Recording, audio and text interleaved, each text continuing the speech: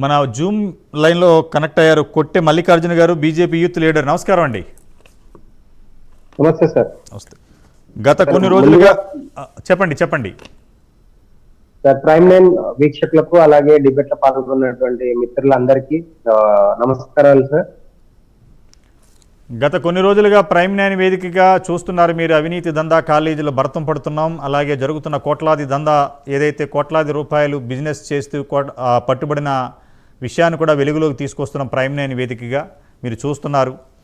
ఒక national party Bharatiya Janata party, మీరు ఇంతవరకు రాష్ట్రంలో జరుగుతున్న బండి సంజయ్ గారు ఉన్నారు, హోంశాఖ సహాయ మంత్రి, కిషన్ రెడ్డి గారు ఉన్నారు, బీజేపీ అధ్యక్షులు. ఇంతవరకు కూడా దీని గురించి ఎక్కడా స్పందన లేదు. మీ వరకు ఈ విషయం తెలిసిందా, లేకపోతే ప్రజలు అనుకున్నట్టుగా పార్టీలన్నీ కూడా కార్పొరేట్ విద్యా సంస్థలు కొమ్ము కాస్తున్నాయని అనుకోవచ్చా? సార్, ఒకటి సార్, ఇండియన్ కాన్స్టిట్యూషన్ ప్రకారం of the people, for the people, by the people, serve the people అనేది నేషన్ కి ఎంత ఇంపార్టెంటో అంబేద్కర్ గారు రాసినటువంటి రాజ్యాంగానికి బద్ధంగా పరిపాలిస్తున్నటువంటి ప్రభుత్వం ఈ రోజు ఎన్డీఏ ప్రభుత్వం ఉంది సార్ కేంద్రంలో. ఈ రోజు గౌరవనీయులు భారత ప్రధాని నరేంద్ర మోదీ గారి నేతృత్వంలో సబ్కా సాత్, సబ్కా వికాస్, సబ్కా విశ్వాస్, సబ్కా ప్రయాస్ అనే సిద్ధాంతాలతో ఈ రోజు మేము పూర్తిగా ప్రైవేటైజేషన్స్ లో ఉన్నటువంటి స్కూల్స్ గానీ కాలేజెస్ గానీ తగ్గించే విధంగా, అదే విధంగా ముఖ్యంగా సార్ ప్రైవేట్ కార్పొరేట్ స్కూల్స్ గానీ కాలేజెస్ గానీ ఖచ్చితంగా రైట్ టు ఎడ్యుకేషన్ యాక్ట్ 2005 ప్రకారము ఖచ్చితంగా 25% సీట్స్ ఖచ్చితంగా పేద బడుగు బలహీన వర్గాలకు విద్యార్థులకు ఇవ్వాలని చెప్పేసి ఈ రోజు సెంట్రల్ గైడ్ లైన్స్ ఆల్రెడీ మార్గదర్శకాలు చేశారు సార్. అదే విధంగా ఈ రోజు ప్రైవేటైజేషన్ తగ్గించాలనే ఉద్దేశంతోనే కేంద్ర ప్రభుత్వం గౌరవనీయులు భారత ప్రధాని నరేంద్ర మోదీ గారి నేతృత్వంలో, అదే విధంగా కేంద్ర విద్యాశాఖ మంత్రి ధర్మేంద్ర ప్రధాన్ గారి నాయకత్వంలో కావచ్చు, అదే విధంగా ఆంధ్రప్రదేశ్ తరపు నుంచి డిప్యూటీ సీఎం పవన్ కళ్యాణ్ గారు, చంద్రబాబు నాయుడు గారి నేతృత్వంలో, అదేవిధంగా మా భారతీయ జనతా పార్టీ రాష్ట్ర అధ్యక్షులు పురంధేశ్వర్ గారి నేతృత్వంలో, ఇక్కడ ఉన్నటువంటి హెచ్ఆర్డి మినిస్టర్ నారా లోకేష్ గారి నేతృత్వంలో ఖచ్చితంగా అటు రెండు తెలుగు రాష్ట్రాల్లో ఏపీలో కావచ్చు, తెలంగాణలో కావచ్చు, ఖచ్చితంగా పేద బడుగు బలహీన వర్గాల ప్రజలకు న్యాయం జరిగే విధంగా, అదేవిధంగా యువతను ప్రోత్సహించే విధంగా ఖచ్చితంగా ఈ కార్పొరేట్ స్కూల్స్ కాలేజెస్ యొక్క ఫీజు యొక్క బనాయింపులు ఏ విధంగా ఉన్నాయో ఖచ్చితంగా వీటిని అరికడతాం.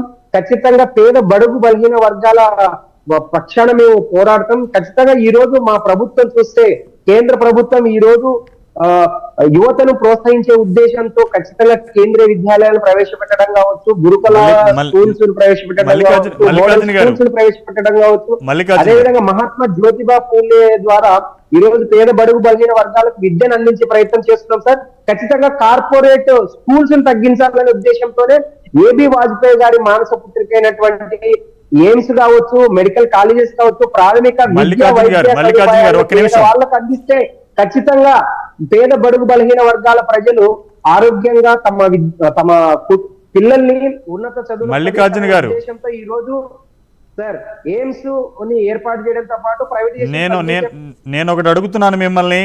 మీరు సంస్కరణలు తీసుకొస్తున్నారు, బాగుంది, కేంద్ర ప్రభుత్వాలతో. నేను అడిగింది ఒకటే, తెలంగాణ రాష్ట్రంలో ఇంటర్మీడియట్ బోర్డు సెక్రటరీ ఇచ్చిన జీవోను తొంగలోకి తొక్కి సమ్మర్ క్లాసెస్ ఆన్లైన్ ఆఫ్లైన్ చేస్తుంటే ఇక్కడ ముఖ్యమంత్రి స్పందించరు, విద్యాశాఖ మంత్రి స్పందించరు, ప్రతిపక్ష పార్టీలు బీజేపీ స్పందించదు, బీఆర్ఎస్ పార్టీ స్పందించదు. అసలు రాష్ట్రంలో అసలు ఉందా, వ్యవస్థ ఉందా, అధికారం ఎవరు చేస్తున్నారు, ప్రభుత్వం ఉందా, లేకపోతే మొత్తం గాలికి వదిలేశారా?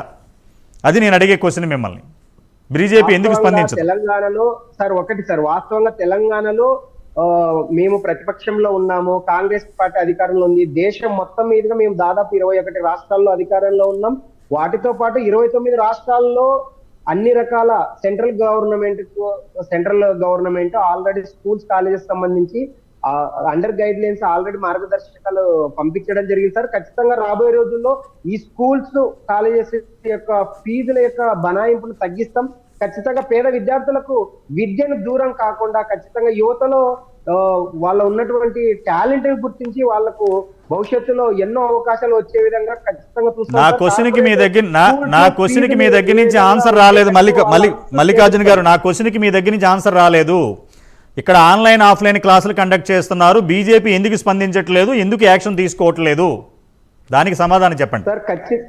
సార్ ఒకటి సార్ ఖచ్చితంగా నిన్న ఈ రోజు వెలుగులోకి వచ్చాయి. ఖచ్చితంగా దాని గురించి పెద్దలు స్పందిస్తున్నారు. నిన్న ఈ రోజు కాదు సార్, 25 రోజులుగా రాష్ట్రంలో ఏ ఛానల్ చేయలేని విషయంగా దమ్మున్న ఛానల్గా మా చైర్మన్ గారికి, CEO గారికి ఎంతమంది ఒత్తిడి తీసుకొస్తున్నా, మినిస్టర్ నుంచి ఎమ్మెల్యేల నుంచి ఒత్తిడి వస్తున్నా కూడా తల ఒగ్గకుండా నిజం నిష్పక్షపాతంగా చూపించే ప్రైమ్ 9 ఈ కథనాలను విద్యార్థి సంఘ నాయకులతో, మేధావులతో 25 రోజులుగా చేస్తున్నామంటే మీరు ఆలోచన చేయండి. 2 రోజులు 3 రోజులు కాదు సార్. ఒకటి సార్, ప్రైమ్ 9 న్యూస్ కి, ప్రైమ్ 9 CEO MDO రావు గారికి, అలాగే మేనేజ్మెంట్ చైర్మన్ గారికి అందరికి ధన్యవాదాలు సార్. మీరు ఒకటి సార్ గుర్తించాలి, భారతీయ జనతా పార్టీ ఎప్పుడు ప్రజల పక్షాననే పోరాడుతుంది సార్. ఈ రోజు విద్యార్థుల పక్షాన మేము ఖచ్చితంగా ప్రశ్నిస్తాం. అలాంటి చదువుకున్నటువంటి విద్యార్థి నాయకులు కావచ్చు, యువమోర్చా నాయకులు కావచ్చు, ఖచ్చితంగా యువ నాయకులు ఖచ్చితంగా మీలాంటి ఛానల్స్ ద్వారా మేము ముందుకు వస్తాం. ఖచ్చితంగా రాబోయే రోజుల్లో కేంద్ర విద్యాశాఖ మంత్రి దృష్టి దగ్గరికి కావచ్చు, ఆంధ్రప్రదేశ్ రాష్ట్రంలో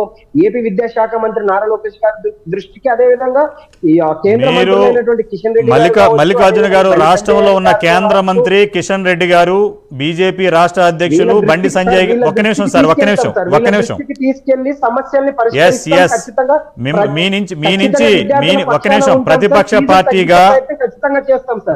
ప్రతిపక్ష పార్టీగా రాష్ట్రంలో ఉన్న బీజేపీ ఏదైతే ఉందో ప్రతిపక్ష పార్టీగా అధ్యక్షుడు కిషన్ రెడ్డి గారు ఉన్నారు, బండి సంజయ్ గారు ఉన్నారు, కేంద్రంలో ప్రాతినిధ్యం వహిస్తున్నారు. మీరు స్పందించి ఇమీడియట్గా ఏదైతే అధికారులు చట్టవిరుద్ధంగా పనిచేస్తున్నారో బోర్డు సెక్రటరీ, DI వాళ్ళు ఆన్లైన్ క్లాసులు, ఆఫ్లైన్ క్లాసులు జరుగుతున్నాయి. రేపు June 2 నుంచి సిలబస్ మొదటి నుంచి మొదలుపెట్టే వరకు మీరు మా ప్రైమ్ 9 వేదికగా మాతో పాటు కలిసి రండి. సమాజ హితం కోసం మేము ఉంటాం. మళ్ళీ మీతో మాట్లాడతాను. ఒక కాలర్ ఉన్నారు, హరీష్.